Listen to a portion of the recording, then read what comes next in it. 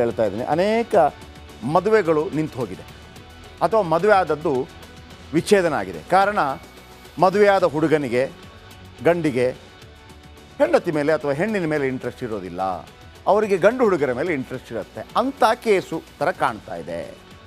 ನೋಡಿ, ಯಾರು Suraj? Doctor Suraj Revanna HD Revanna ಮತ್ತು ಭವಾನಿಯವರ ದೊಡ್ಡ ಮಗ.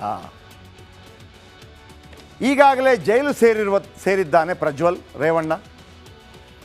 ಈಗ ಇವನ ಮೇಲೆ ಕೂಡ ಅಂಥದ್ದೇ ಒಂದು ಆರೋಪ ಬಂದಿದೆ. ಅದು ಹೆಣ್ಣುಗಳ ಮೇಲಿನ ದೌರ್ಜನ್ಯದ ಆರೋಪ ಆದರೆ ಈ ಒಂದು ಗಂಡಿನ ಮೇಲಿನ ದೌರ್ಜನ್ಯದ ಆರೋಪ. 2018ರಲ್ಲಿ ಮದುವೆ ಆಗಿದ್ದರಂತೆ ಸೂರಜ್ ರೇವಣ್ಣ. ಸಾಗರಿಕಾ ರಮೇಶ್ ಅನ್ನೋರನ್ನು ವರಿಸಿದ್ರಂತೆ ಸೂರಜ್, ಗೊತ್ತಿರುವಂಥದ್ದೇ. ಮದ್ರಾಸ್ ಹೈಕೋರ್ಟ್ ಜಡ್ಜ್ ಆಗಿದ್ರಂತೆ ಅವರು, ಸಾಗರಿಕಾ ರಮೇಶ್ ಅವರು. ಆದರೆ ಸೂರಜ್ ಜೊತೆ ಹೆಚ್ಚಾಗಿ ಕಾಣಿಸ್ಕೊಂಡಿಲ್ಲ ಸಾಗರಿಕಾ ಮೇಡಮ್. ಆಮೇಲೆ 2021ರ ಚುನಾವಣೆ ವೇಳೆ ಇವರು ಚುನಾವಣೆ ಅಂದರೆ MLC ಆದಾಗ ಇವರು ಅದನ್ನು ಮೆನ್ಷನ್ ಮಾಡೋದಿಲ್ಲ, ಮದುವೆ ಆಗಿಲ್ಲ ಅನ್ನೋ ರೀತಿಯಲ್ಲಿ ಮೆನ್ಷನ್ ಮಾಡ್ತಾರೆ 2021ರಲ್ಲಿ. ಆದರೆ ಮೇ ಬಿ ಡಿವೋರ್ಸ್ ಆಗಿದೆಯೇನು. ಆ ಸಂದರ್ಭದಲ್ಲಿ ಇದೇ ನಮ್ಮ ಹಳೆ ದೇವರಾಜೇಗೌಡರು ಇದ್ದಾರಲ್ಲ, ಈ ಪ್ರಜ್ವಲ್ ರೇವಣ್ಣ ವಿರುದ್ಧ ಮಾಹಿತಿ ಬಿಡುಗಡೆ ಆಯಿತು, ಮತ್ತೊಂದಾಯಿತು ಅಂತ ದೇವರಾಜೇಗೌಡ ಸೇರಿದಂತೆ ಹಲವರಿಂದ ಕೋರ್ಟ್ಗೆ ಮೊರೆ ಹೋಗ್ತಾರೆ. ಅವನಿಗೆ ಮದುವೆ ಆಗಿದೆ ನೋಡಿ, ಅವನು ಹಾಕಿಲ್ಲ, ಆದ್ದರಿಂದ ಅರ್ಜಿಯನ್ನು ತಿರಸ್ಕರಿಸಬೇಕು ಅಂತೆಲ್ಲ ಹೇಳ್ತಾರೆ. ಆತನನ್ನು ಮಾನ್ಯ ಮಾಡಬಾರ್ದು, ಆತ ಮಾಹಿತಿ ಕೊಟ್ಟಿಲ್ಲ. ಹೇಗೆ ನೀವು ಹಣಕಾಸು ಎಷ್ಟಿದೆ, ದುಡ್ಡು ಎಷ್ಟಿದೆ, ಗಂಡನ ಹತ್ರ ಎಷ್ಟಿದೆ, ಹೆಂಡತಿ ಹತ್ರ ಎಷ್ಟಿದೆ, ಮಕ್ಕಳ ಹತ್ರ ಎಷ್ಟಿದೆ ಅಂತೇಳಿ ನೀವು ಅಫಿಡವಿಟ್ ಸಲ್ಲಿಸ್ತೀರೋ, ನಿಮ್ಮ ಮದುವೆ ವಿಚಾರಗಳನ್ನು ಕೂಡ ಸಲ್ಲಿಸಬೇಕಾಗತ್ತೆ.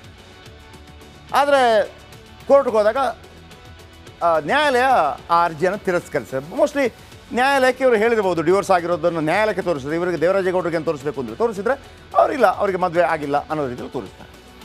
ಹಾಗಿದ್ರೆ ಸೂರಜ್ ರೇವಣ್ಣ ಮತ್ತು ಸಾಗರಿಕೆ ಡಿವೋರ್ಸ್ ಪಡೆದ್ರ ನಮಗೆ ಯಾಕೆ ಬೇಕು? ಬೇಕಾಗಿರಲಿಲ್ಲ ನಮಗೆ ಅದರ ಅಗತ್ಯ.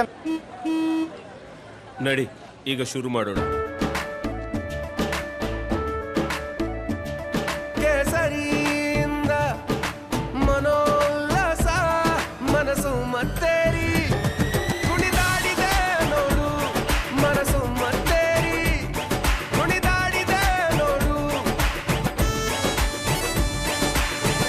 ಕ್ಷಣ ಕ್ಷಣವೂ ಆಚರಿಸಿ ಕೇಸರಿ ಹಬ್ಬ. ವಿಮಲ್ ಬಾಯಲ್ಲಿ ಹೇಳಿ ಕೇಸರಿ ಇಲ್ಲ. ಆದರೆ ಈ ನೀವು ಸಿಕ್ಕಾಕೊಂಡಾಗ ಎಲ್ಲವೂ ಒಂದೊಂದಾಗಿ ಬರುತ್ತೆ. ಕೆಲವರ ಪ್ರಕಾರ ಇಬ್ಬರು ಕೂಡ ದೂರ ಇದ್ದರಂತೆ. ಆಮೇಲೆ ಆ ಡಿವೋರ್ಸ್ ಕೇಸ್ಗೆ ಸಂಬಂಧಪಟ್ಟ ಹಾಗೆ ಒಂದು ಮಾಹಿತಿ ಪ್ರಕಾರ ಇವರ ಪತ್ನಿ ಅದನ್ನು ಒಂದು ವಿಚಾರವನ್ನು ಮೆನ್ಷನ್ ಮಾಡಿದ್ರಂತೆ. ಅಂದರೆ ಸೂರಜ್ ರೇವಣ್ಣ ಬಗ್ಗೆ ಹಲವು ಆರೋಪಗಳನ್ನು ಕೂಡ ಮಾಡಿದ್ರಂತೆ.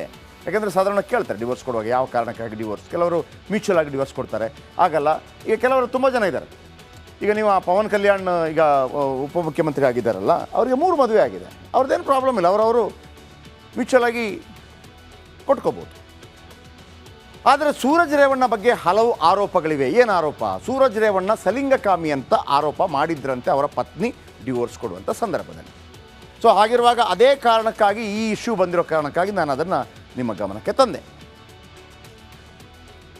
ಓಕೆ, ಇದಾದ ನಂತರ ದರ್ಶನ್ ವಿಚಾರಕ್ಕೆ ಬರೋಣ.